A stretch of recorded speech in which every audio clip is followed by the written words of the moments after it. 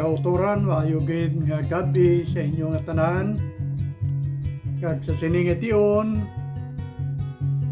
magaupdanay naman kita sa pagpamalandong sang pulong sang Ginoo nga makita sa Mateo Kapitulo 6 halin sa 1 tubtob sa 4. Kag akon diri bagabasahon ang pulong sang Ginoo nga nagasiling, mag-andam kamo nga hindi magpakita-kita sa mga tao sang inyo maayo nga ginahimo. Kay kon magpakita-kita kamo, wala na kamo sing balos sa inyo amay nga yara sa langit. Gani kon ikaw magpanglimos, hindi mo ini panugid-sugid subong sang ginahimo sa mga salimpapaw, sa mga sinagoga kag sa mga dalan. Ginahimo nila ini agud nga ang mga tao magdayaw sa ila. Dumduman ninyo ini, nabato na nila ang ila balos. Pero kon magbulig kamo sa mga tao nga nagakinahanglan, himoa nga bisan ang imo mahirop nga abyan hindi makahibalo, kundi ikaw lamang kag ang imo amay nga nagatanaw sang imo ginahimo sa tago magabalos sa imo. Ini amo ang pulong sa Ginoo. Kag sa ato na nahibaluan, bisan diin kita magaistar nga bahin sang kalibutan, may ara gid nga mga tao nga buloligan, pero nagapasalamat man kita sa Dios kay may madamo man nga mga kautoran nga handa sa pagbulig sa mga imol nga mga kanakan sang Dios nga nagakinahanglan sang bulig. Kung dito ikaw nagaistar sa Amerika, ginasiling naton nga manggaranon nga pungsod, pero bisan ano ka manggaranon sa ila, may ara gid gyapon mga tao nga buloligan. Diri sa aton sa Pilipinas, isa ka imol nga pungsod, kadamo gid sa mga buloligan, pero kadamo sa mga kaanakan sang Dios nga willing kag handa magbulig sa ila nga mga isig ka tawo. Kagamo ini ang ginahambalan sang 4 ka verses nga aton ginbasa bag-o lang sa Mateo 6 halin sa 1 tubtob sa 4. Ang Dios dire si Jesus Christ naghatag sa aton sang husto nga paagi paano magbulig sa aton isig ka tawo nga nagakinahanglan gid sang bulig. Ang una nga bersikulo nga akon ginbasa kay na sa Mateo 6:1 nagasiling ang Ginoo nga mag-andam kamo nga hindi magpakita-kita sa mga tao sang inyo maayo nga ginahimo. Kay kon magpakita-kita kamo, wala na kamo sing balos sa inyo amay nga yara sa langit. Ang husto nga paagi nga ginatudlo ni Jesus Christ sa aton amo ini, nga kung kita magbulig sa aton isig ka tawo nga buloligan, siling niya, hindi ninyo ini paghimoon paagi sa pagpakita-kita, hindi ninyo ini pag-ipakita-kita. Mga kauturan amo ina ang ginahambal sang Dios sa aton, kung sa aton pahimoon naton ini sa sikrito nga paagi nga kita lang kag ang Dios amo ang nakakita kag nakahibalo, kag idi naton ini himuon nga igo lamang kita magpakita-kita sa mga tao nga kita mabinuligon. Ang Ginoo hindi gusto sina, kundi nga aton himoon amo nga kita magabulig kutob sa aton masarangan suno sa plano kag kabubuton sang Ginoo. So aton ini dumdumon nga hindi gali ang tanan nga pagbulig insakto. Ang insakto lang iya amo sila ni Jesus Christ, hindi kita magpakita-kita sa mga tao kung kita nagabulig sa kinanglanon sa aton mga isig katao. Sa Bible, mayari diri nga ginsulat sa Lucas 12, halin sa 13 pakadto sa 31.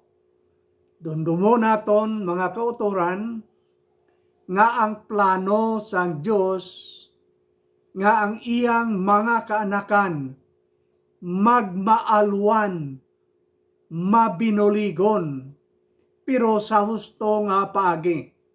May isa ka tao nga ginasiling sa Lucas 12:13 tubtob sa 31, ngayon nga tao tama ka manggaranon. Nakapatubas siya, sing madamo nga patubas siya ang uma, kag nagapanobra na sa iyang bodega ang iyang patubas. So ini nga tao nagplano kung anong himuon niya. Ang siling niya siyang kagalingon, gubo nakon ang gagmay nakon nga tambubo, kag magapahimo ako sang dako-dako gid nga budiga, kag dira nakon isulod ang tanan nakon nga produkto. Dumayo man ang plano niya, gubo niya ang gamay nga budiga, mapatindog sa dako-dako nga budiga, agod nga sudlan sang iya mga madamo nga produkto. Pero ang aton tan-awon diri amo ini, nga ang plano sang Dios nga kita nga mga tao magmabinuligon, magmaalwan sa iban. So aton di mabatyagan nga ini nga tao nga manggaranon, nga damo gid ay produkto, wala siya concern sa iban. Ang iya ginatan-aw, ang iya lang nga kaayuhan. Mapatindog ako sa dako nga budiga, dira ko tipunon ang akon tanan nga patubas. Kagabalo ka ano siling niya, siyang kagalingon. Siling niya, magkaon ikaw, mag-inom, magpatawhay, magpangalipay ikaw, kay may madamo nga pagkaon nga ginaman para sa imong kagalingon. Amo ina ang ginhambal niya siyang kagalingon. Nga magkaon siya, magpangalipay, mag-inom, kay madamo siya sang pagkaon sa malawig nga mga tinuig. Ambot kung sinong naghambal sa iya, nga maglawig siya sa sini nga kalibutan, kag siguro ang iyang una-una amo ini, kay damo siya pagkaon, di simpre magalawig ang iyang kabuhi. Mga kautoran sa laina nga una-una, ang kamatuoran amo ini, nga ang aton kabuhi, ang kalawigon, sang aton kabuhi diri sa dota, wala na sandig sa imo kag sang akon manggad. Wala nagakahulugan nga kung damo kita pagkaon, madamo kita sang kwarta, maayo ang aton pagpangabuhi, wala nagakahulugan nga ang aton dotanon nga kabuhi maglawig man. Kay kadamo sa mga tao sa kalibutan nga manggaranon, nga una man napatay sa mga imol, kag kadamo sa mga imol nga haluson gani makakaon, nga ang ilang kabuhi nga dotanon mas malawig pa ikumparar sa kabuhi sa mga tao nga mga manggaranon. So ang ato nga kabuhi, ang kaliwigon, kag kaliputon, wala na sandig, kunda ano kadamo sa aton manggad sa sining nga kalibutan. Igo lang siya, hambal siya ang kagalingon nga nagsiling, magpatawhay ikaw, magkaon, magkatulog lang, mag-inom, kag magpangalipay, kay madamo ikaw sang pagkaon, nga naaman para sa malawig nga mga tinuig. Ang Diyos naghambal sa iya. Kabalo ka ano siling sa Diyos? Siling sa Diyos iya, oy buang-buang, karon nga gabi, kuhaon ang imo kalag. Kung sa aton pa nagsiling ang Diyos, karon nga gabi, kuhaon, o kung mapatay ikaw, sino na lang ang magapulos sa sinang manggad nga ginama nimo para sa imong kagalingon sa malawig nga mga tinuig. Kita nimo ang kamatuoran, manggaranon nga tao, pirang panawag sang Diyos sa iya, buang-buang. Ang buang-buang, lain man na iya kaysa buang. Ang tao iya nga buang, may masakit ang utok. Ang buang-buang iya, wala balatian ang utok, pero wala niya ginagamit sang husto ang iya nga utok. Amo ida ang ginasiling sang Bible nga buang-buang. So nagsiling ang Diyos siya, oy buang-buang, sa aton pa wala mo gid ginagamit ang imong utok. Ang ginatudlo iya sang Bible nga ang tao dapat magmaalwan, mabinuligon. Ini nga tao gapanubra na ang iyang manggad, pero wala gid siya maghuna-huna sa pagbulig sa iban nga mga tao. Ang filosofiya niya siyang kagalingon amo ini nga ang akon lang, kag hindi ko dapat ipaambit sa iban. Amo na ang filosofiya niya, kag kadamo sa mga katawan sa kalibutan nga amo na ang una-una, ang akon lang, kabilang nga kabilang nga kabi, nagapanobra na, pero wala gid siya naguna-una nga ipaambit niya ang bugay nga naghalin sa Diyos sa iyang mga kautoran nga nagakinahanglan.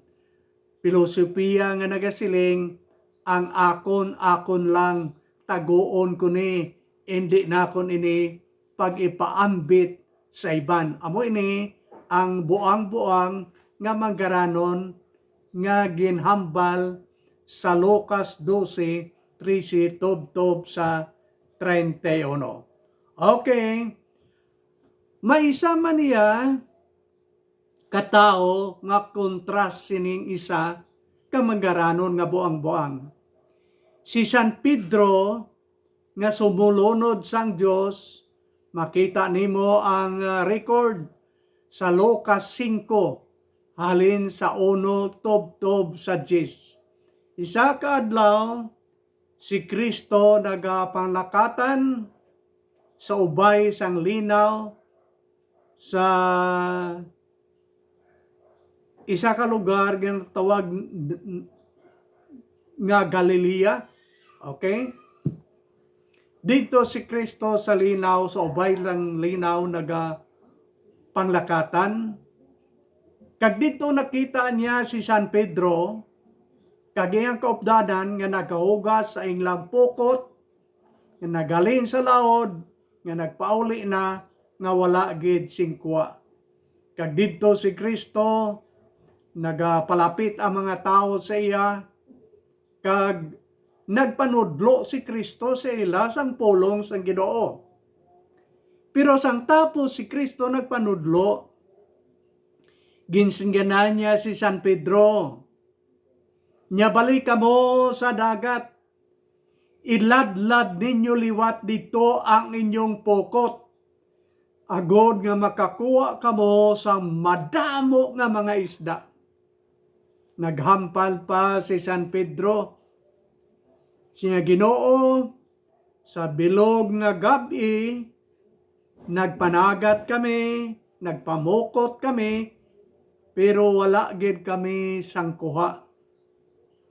Pero sili ni San Pedro, tungod kay ikaw nagsugo sa amon, mabalik kami.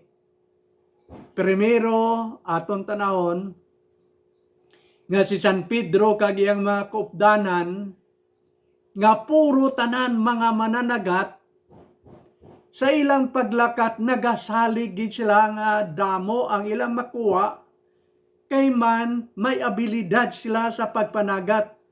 Tultulan nila kung diin nga lugar nga damo isda. Nakahibalo sila kung anong ilang buhaton agod makadakop isda. Nakabalo sila kung anong oras nga dapat sila magkadto sa dagat kag magpanagat. Balaan nila ang tanan. Kag tungod sa ilang naibalawan, nagasalig sila nga makadakop gid sila isda. Tungod kay ang pagsalig nila ara sa ilang kaugalingon nga abilidad, resulta wala gid kuha bisan isa ka bilog, zero. Karon si Kristo nagsugo sa ila. Paglakat nila lain na ang ilang hunahuna. Nagasalig na sila sang ginhambal ni Kristo. Tungod kay nagsalig sila, nagbalik sila sa langit. Sa dagat. Nagbalik sila sa dagat agod nga magpanagat. Amo na ang ginasiling sang kanta, salig tuman. Nagsalig sila kay Kristo, kag gintuman nila si Kristo. Pagabot nila sa dagat, ginladlad nila ang ilang pokot. Halin sa pagkatao ni San Pedro, halin sa pagsugod niya panagat, amo pa siya makakita sang pinakadamo nga kuha nila sa ilang pukot. Amo tong first time nga nakakuha sila sang pinakadamo nga isda.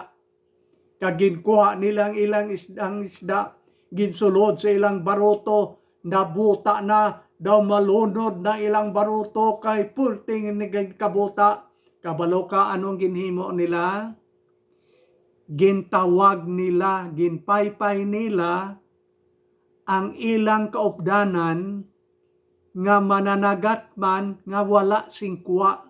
Ang punto amo ini, si San Pedro kag iyang mga kaupdanan makahibalo magpaambit sang bugay sang iba nila sa iban nga mga tao. Ang manggaranon iya nga buang-buang, tagoon lang niya nga tagoon, wala gid siya sing ginatagan sa iyang bagad bisan isa ka tao.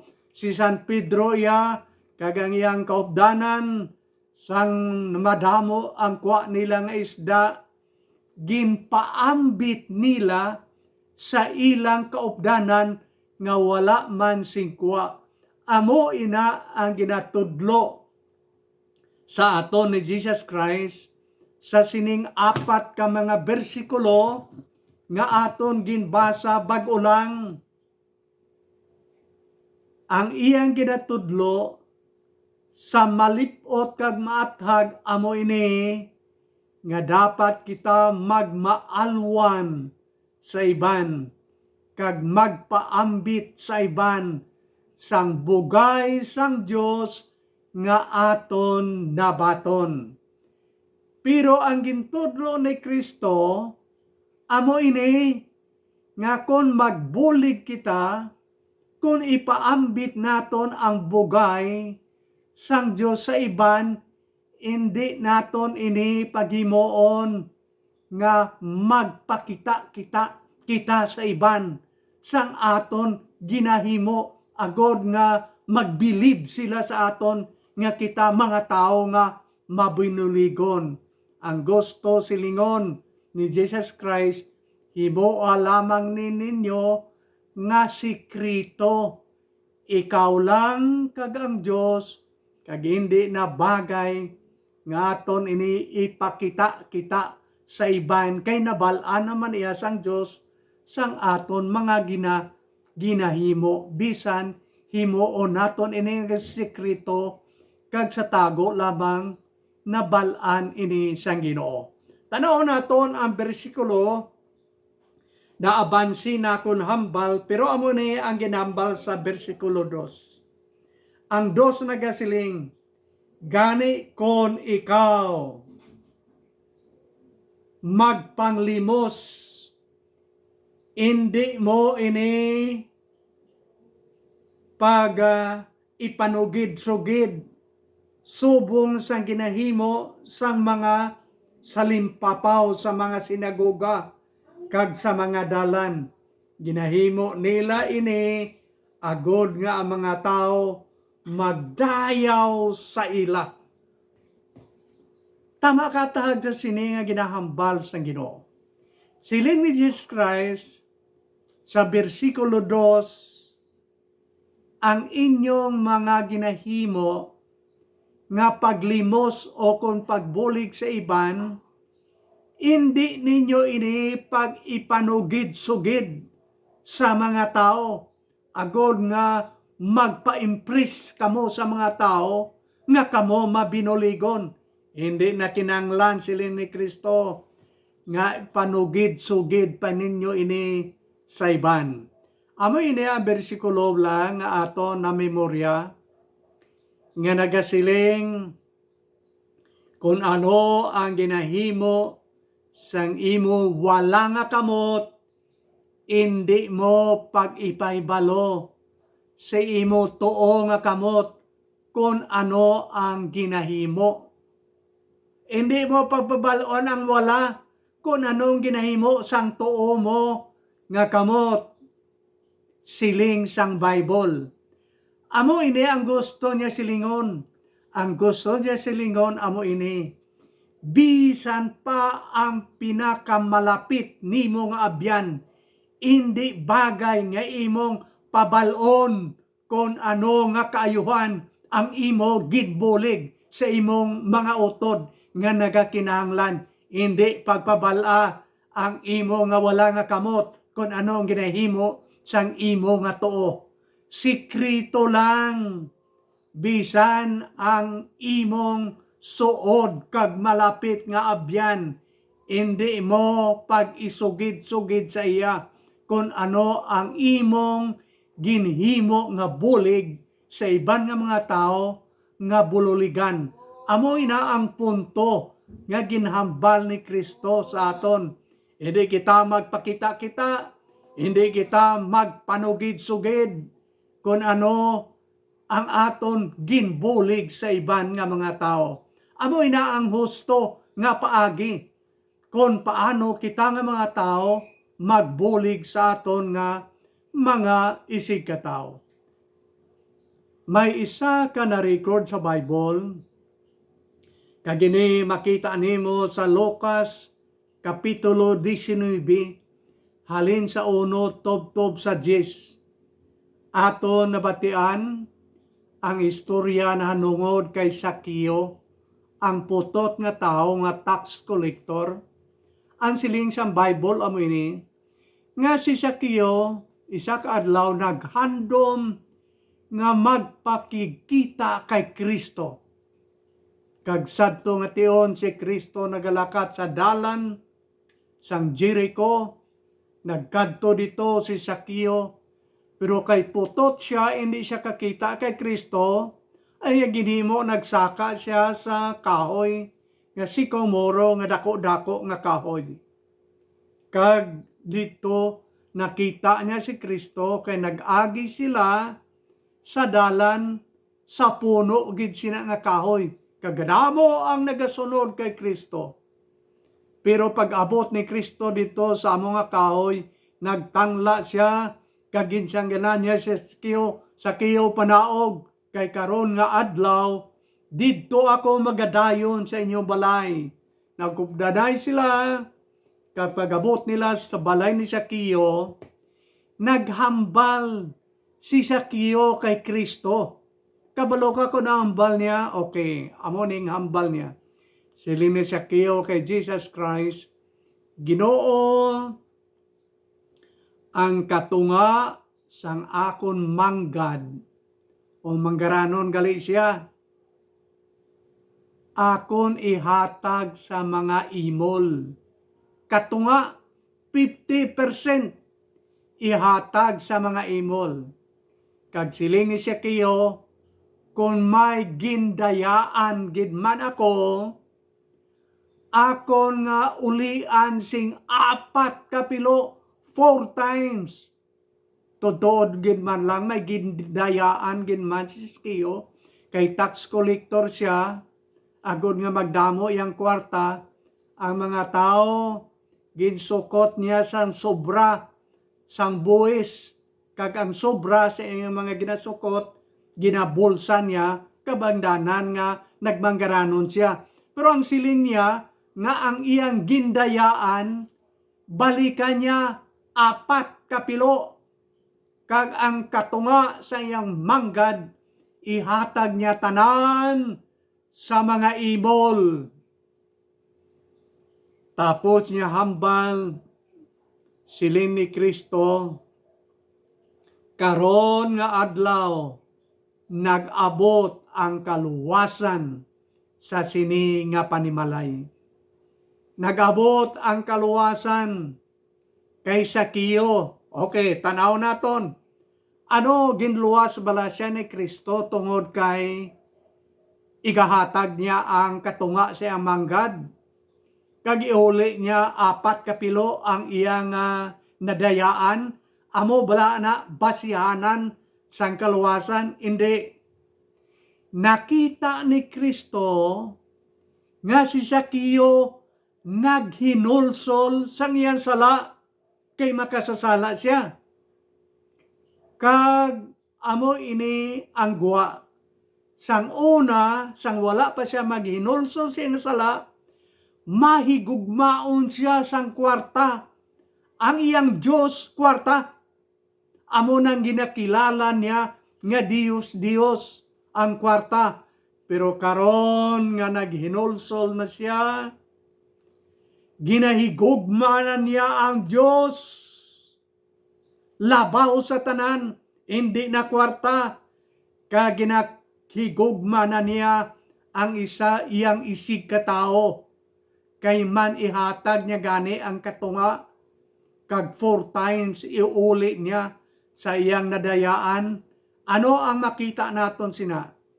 Ginahigugma na niya ang Diyos, hindi nang kwarta nga Diyos, kag ginahigugma niya ang iyang isig katao, katulad sang pagigugma niya sa iyang kagalingon, kay iyang ipanghatag ang manggad nga iyang naangkon. Okay, amo ini ang maayo nga tao. Sang may Kristo na ang iyang kabuhi, nagbag-o na siya. Hindi na siya mahigugmaon sang kwarta, kundi kabalo na siya, magpaambit, ipanghatag niya na ang katunga sa iyang manggad sa iban, para sa iya higugmaon man niya ang iyang isig katao. So iyang paambiton sang manggad nga iyang naangkon. Amo ini ang ginapaabot sang Dios sa iyang mga kanakan. Siyang pagsiling, dapat kamo magmaalwan, dapat kamo magbulig sa mga katawhan nga nagakinahanglan, pero ginatinaw kag balik-baliko naton ini nga mga dinalan, nga kung kita magtuman man sang ginapaabot sang Dios sa aton, nga kita dapat magmaalwan kag magbulig sa iban, aton sundon ang husto nga paagi paano magbulig sa iban. Okay, sulit-sulito naton agod marehistro sang aton una-una nga nagsiling si Kristo, kung magbulig kita sa aton isig katao, hindi naton ini pag-ipakita kita. Kay man pagpakita kita gani, hindi ni tuod. Parehas balasong siling ka, mahimo ta balay-balay. Kung imo duahon balay-balay, lahog-lahog lang na kung imong ipakita kita, hindi na tutuod. Dapat nga ipakita, hindi nga ipakita kita lamang naton. Kaya hindi na insakto kagansiling San Diyos. Dapat nga kung magbulig kita sa iban, hindi naton pag ipanugid-sugid sa iban. Kag nagsiling siya, hindi pagpabala ang imo wala nga kamot kung ano ang ginahimo sang tuo nimo nga kamot. Kag ginahambal na nakon nga kaulugan sinaamo ini nga bisan pa ang suod nimo nga abyan, hindi kananglan nga pabalon nimo kung ano ang ginbulig nimo sa imong isig katao. Okay, pero amo ini ang ginahambal sa idalom nga mga bersikulo, nagsiling ang Diyos nga kung kita maghimo sa insakto sang Diyos non nga hilikoton, himuon naton suno sa kabubuton kag plano sang Diyos, ang iya mga ginapahimo sa aton, siling niya ang aton Amay sa langit magabalos bisan pa sang maayong buga mga butang nga aton ginhimo sa sikrito nga paagi. Ang Dios magabalos sa aton. Kagang isa sang mga reward balos nga gihatag sang Dios sa aton amo ini ang ginasiling niya corona, crown of glory. Ina nga corona nga mahimayaon siling sang Bible, wala nagalubad ang iya nga katahom, nagakintab siya, nagaidlak siya, corona nga ginaaman sa Diyos para sa iyang mga kanakan nga nagahimo sa pagbulig sa insi katao sa husto nga paagi. Pero siling ni Jesus Christ, kung kamo nagapakita-kita lang, kag nagapadayaw-dayaw lang, wala kamo corona nga ginaaman sang Diyos dito sa langit. Kay inyo na nabaton diri sa duta ang pagpamalakpak sa mga tao sa inyo, magdayaw sang Diyos sa inyo, amo na ang inyo nga balos, amo na ang inyong reward. Pero kung maghimo kita ayon sa plano sang Ginoo, siling sa Diyos ang ginhimo naton sa sekreto, balusan niya kita sang mahimayaon nga corona nga wala nagalubad, wala nagakadunot, nagakintab, malahalon nga corona ang ginaaman sang Diyos subong nga balos reward sa mga tao nga nagahimo, nga nagabulig sa plano sang Ginoo sa pagbulig sa aton isig katao. Pero aton ibalik huna-huna naton sa tong isa ka tao nga si Sakeo. Hindi bala nagsiling siya nga katunga 50% sa iyang bagad ihatag. Kag siling niya, ang ako nadayaan, akon balikan 4 kapilo, 4 times. Kag siguro kita amo mani ang aton balatyagon karon. Siling neton ti mayo to iya si Sakeo kay manggaranon to iya. Katungay siyang manggad ti ihatag niya. Ti ako iya kay imol. Willing man ako tani magbulig kag maghatag. Pero ti anong ihatag ko kay imol ako. Amo na ang aton siling sa aton kagalingon.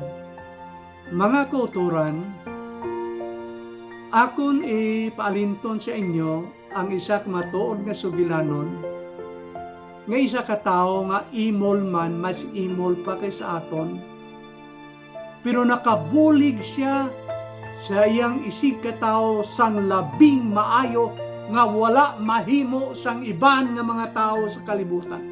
Ano ini? Okay, si San Pedro kag si John, dua sila.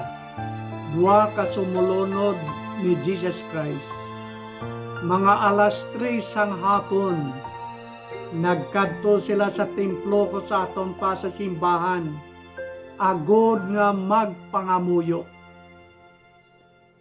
Dito pa lang sila sa kudal sa gate, may nakita sila dito nga isa ka tao nga lupog, piang. Lupog siya halin sa iyang pagkatao. Pagkatao niya, piang na siya, lupog na siya nga daan. Kagini nga tao, ginadala dito pirmi sa gate, sa purtahan, sang kudal, agud magpakilimos. Pagabot ni Pedro, kag ni John, nakita nila ining lupog, nga nagapakalimos dito, nga nagapaabot nga hatagan nila kwarta. Pero kabalo ka, makaluluoy gid iya si John kag si Pedro. Imol gid sila iya. Wala gid sila kwarta. Ang siling ni San Pedro sa lupog amo ini. Bulawan kag silver, wala gid kami. Wala gid kami kwarta, bisan 1 piso, wala gid.